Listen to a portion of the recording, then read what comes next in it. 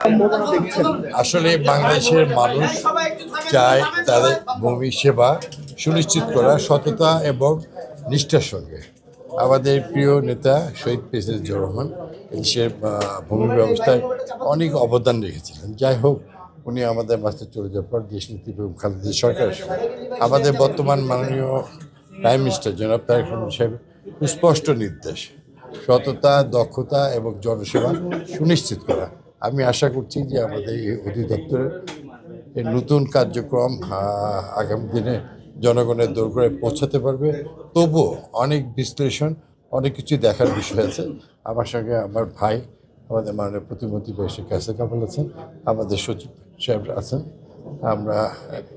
আমরা শিখছি। আমরা আরও কিছুদিন পর পরিষ্কার করে জনগণের সামনে বলতে পারবো। তবে এই মন্ত্রণালয়ের অতীতে যে বিষয়ে জনগণের যে ধারণা, এটির পরিবর্তন করতে হবে। আমাদেরকে সুনামের সঙ্গে সরকারের এবং মাননীয় প্রধানমন্ত্রী সম্মান সব কিছু মর্যাদা আমাদেরকে সুপ্রতিষ্ঠিত করতে হবে।